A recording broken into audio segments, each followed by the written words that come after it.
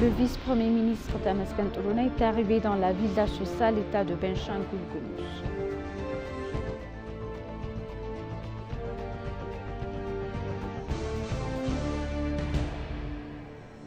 Le maréchal Brano Djoula a révélé que des travaux excellents sont réalisés en tant qu'institution pour soutenir la vie de l'armée.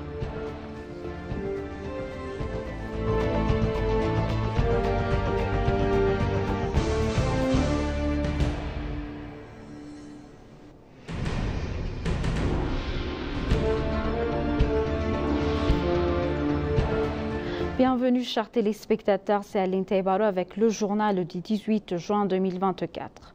Le vice-premier ministre Temesgen Turuna est arrivé dans la ville d'Assosa, l'État de Benshangul Gumuz. À leur arrivée à l'aéroport de Renaissance d'Assosa, le gouverneur régional du Benshangul Gumuz, Achadi Hassan, et les dirigeants régionaux et divers membres de la société leur ont réservé un accueil chaleureux. Il a été prévu que le vice-premier ministre Temesgen et de hauts dirigeants fédéraux visiteront les travaux de développement en cours dans l'État.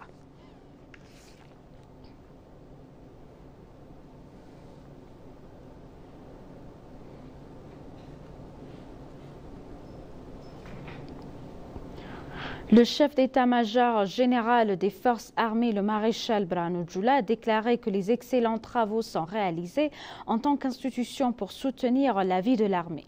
Le maréchal Brano a visité les activités de travail de la direction de logement et de l'administration des camps direction générale des services généraux du ministère de la Défense. Au cours de leur visite, les dirigeants engagés de la Défense ont déclaré que le parcours de développement entamé récemment par notre institution apporterait des résultats escomptés.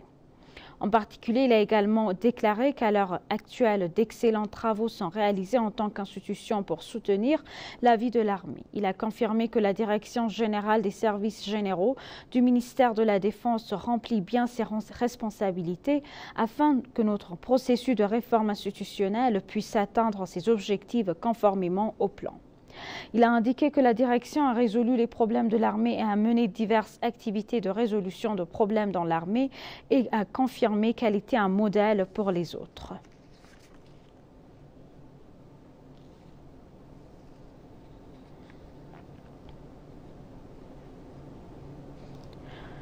Le ministre des Affaires étrangères, Taye Asselassie, a rencontré le président de l'Assemblée générale des Nations unies, Denis Francis, pour discuter des questions multilatérales urgentes. La conversation a porté sur les défis mondiaux tels que le changement climatique, le progrès technologique, le renforcement des capacités, le soutien financier et le développement durable. Le ministre des Affaires étrangères, Taye, a également informé le président Francis des réformes politiques et économiques en cours en Éthiopie. La discussion s'est élargie pour aborder les préoccupations régionales, les deux parties reconnaissant les contributions de l'Éthiopie à la stabilité. Les deux parties ont échangé leur point de vue sur le prochain sommet du futur de l'ONU prévu en septembre. Le ministre a souligné la nécessité d'une réforme au sein du système des Nations unies, notamment en ce qui concerne les questions de sécurité. Le président Francis, pour sa part, a salué les efforts de l'Éthiopie face aux défis régionaux et a réaffirmé le soutien de l'ONU au pays.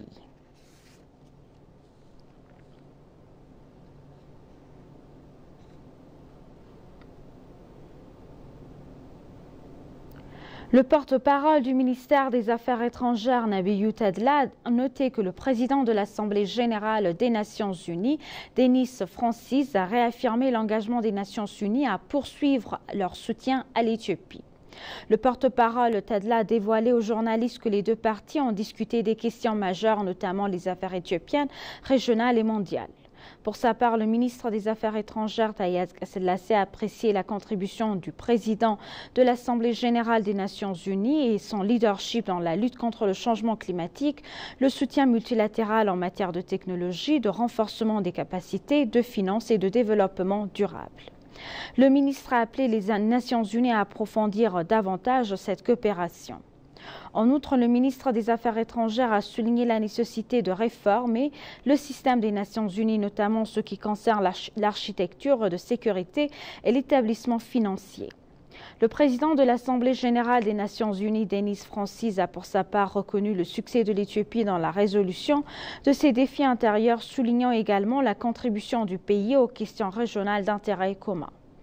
Enfin, le président a réaffirmé l'engagement continu des Nations unies à renforcer leur soutien pour parvenir au développement durable et au mieux-être de l'Éthiopie.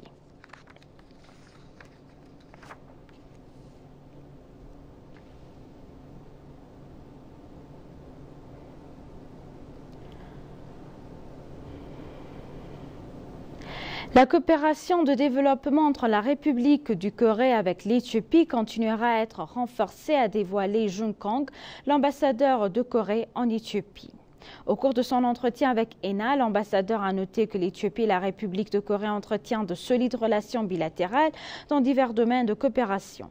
En outre, il a souligné que l'accord de soutien à la coopération financière conclu par les deux pays est utile au travail accompli par l'Éthiopie pour assurer le développement et la prospérité en construisant une meilleure économie.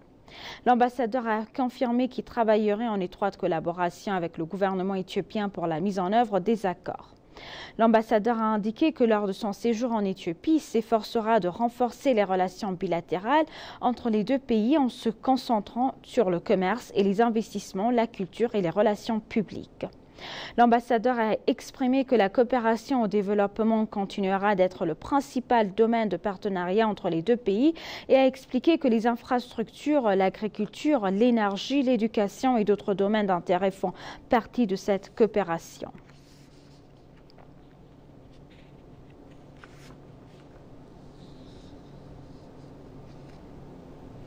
Le service volontaire est un projet spécial visant à renouveler notre culture de solidarité et de ce soutien mutuel, a déclaré le ministre d'État à la paix, Khaireddine Tazzara. Le ministre de la Paix, le ministère de l'Éducation et le ministère des Femmes et des Affaires sociales ont donné un communiqué de presse aux médias concernant le service volontaire des mois d'hiver. Il a été noté que les services volontaires des mois d'hiver s'effectuent sous le principe directeur du vertu et solidarité pour les auteurs de l'Éthiopie. Il a été souligné que pendant les mois d'hiver, environ 40 millions de citoyens participeront au programme de services volontaires et que de services évalués à plus de 21 milliards de birrs seront fournis.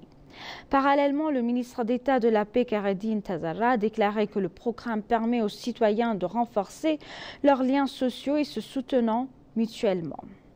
Il a ajouté que le programme n'est pas une campagne ponctuelle, mais qu'il est mis en œuvre à tout moment et qu'il prend constamment de l'ampleur.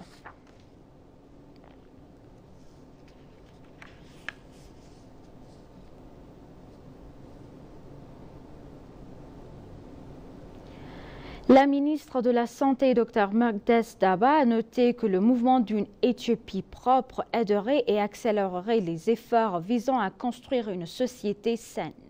On rappelle que suite au lancement officiel du mouvement Clean Ethiopia par le Premier ministre Abiy Ahmed, il a indiqué que le mouvement visant à créer un environnement propre dans les établissements de santé a commencé.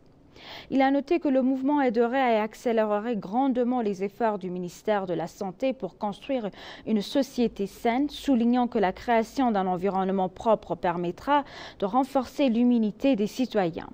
Selon la ministre, suite au mouvement, les travaux d'embellissement, de confort et de rénovation des installations sanitaires ont débuté. Il a ajouté que toutes les régions ont commencé à mettre en œuvre le mouvement des institutions de santé propres.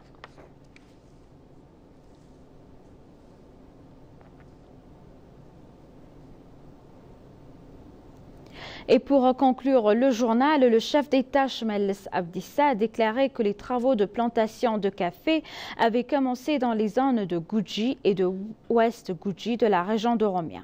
Dans un article publié sur sa page de réseau social, le chef du gouvernement a déclaré que la région d'Oromia se concentre sur l'augmentation de la qualité et de la quantité de la production de café et sur l'augmentation des devises étrangères et des revenus des agriculteurs. Parmi les zones Oromia qui atteignent l'objectif de produire du café en quantité et en qualité, les zones Guji et Ouest sont mentionnées en premier. Il a souligné que 120 millions des 2,6 milliards de plants de café préparés pour la région en 2016 l'ont été dans les deux zones de Guji. Le chef du gouvernement a déclaré que les travaux de plantation de café ont commencé dans les zones de Guji et ouest Guji. Il a souligné que même s'il existe une forte activité visant à développer la culture du café, en utilisant les vastes opportunités disponibles, cela nécessite un haut niveau d'engagement pour utiliser le potentiel existant. Il a mentionné qu'un total de 8 milliards de plants de café ont été cultivés depuis l'annonce de Naqamt Awaj en 2011, calendrier éthiopien qui a introduit l'initiative café.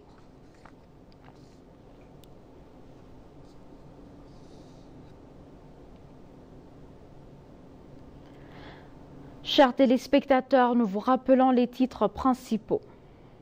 Le vice-premier ministre Tamaskan Teruna est arrivé dans la ville d'Assousa, l'état de Benshangul Gumuz.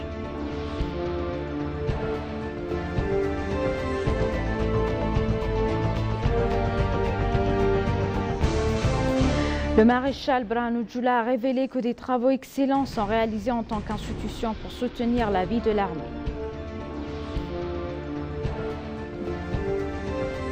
Merci chers téléspectateurs, c'est la fin du journal, c'était Aline Taibaro avec le journal. Restez avec nous avec le reste des programmes. Bonne journée.